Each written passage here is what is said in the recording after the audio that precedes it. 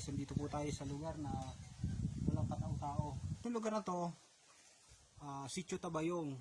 So dati naman itong lugar na to, masigla to. Dati may mga tao dito. Pero ngayon, siyempre yung mga tao dito, hinanap na rin nila kung saan may hanap buhay. So yan, makikita nyo, yung bahay na yon, walang katao-tao. Yung bahay na yon, wala rin katao-tao. Itong bahay na to, na saan tayo na mahinga, eh, binaklas na siya kasi yun may bahay pa doon, yung bahay na yun, walang katao-tao, wala rin tao. May mga ilan pang bahay na dadaanan tayong walang katao-tao. So ito, walang katao-tao. Patapukin natin. Ako po ay nakalang, walang tao. Baka multo naman ang makikita natin dito. So guys, yan po, wala siya talagang tao. So yan, yun may kaldero. So yan po guys, so, wala talagang katao-tao sa lugar na to.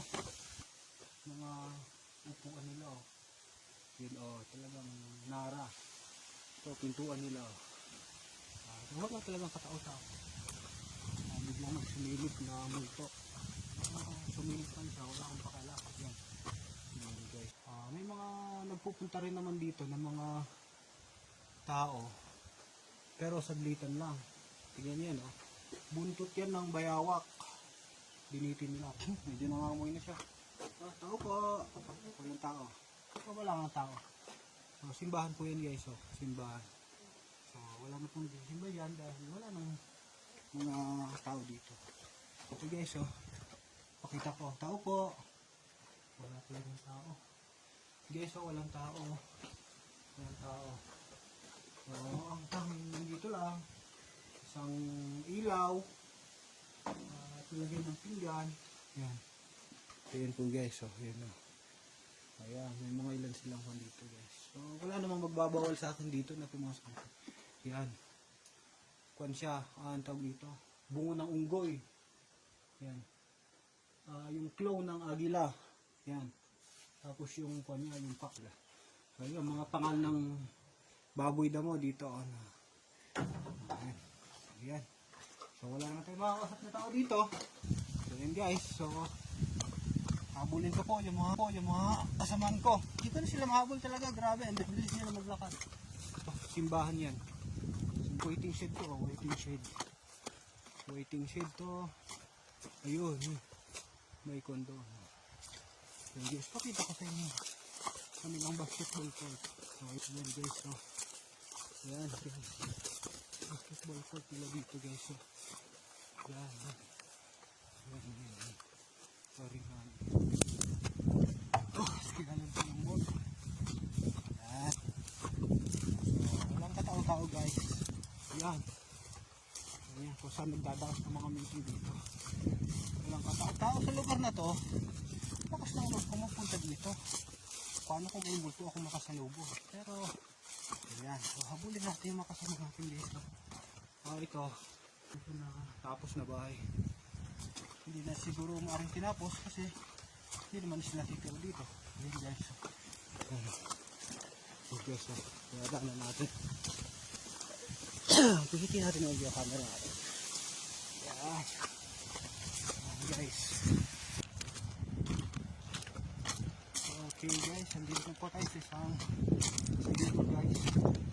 So bali itong ilog na to, hindi ito sinusundan natin. Itong direction natin papuntang susundan natin para makarating tayo ng Aurora Province. Kung saan tayo pupunta. Papunta tayo sa Tabayong River to. Tabayong River. Ito yung susundan natin direction para makarating tayo ng Aurora Province. Yes, pero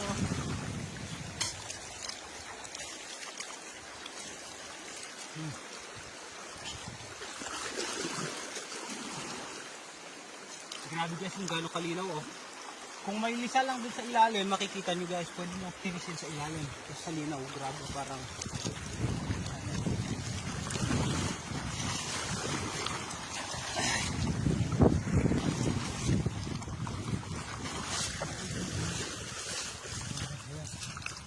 okay na tayo.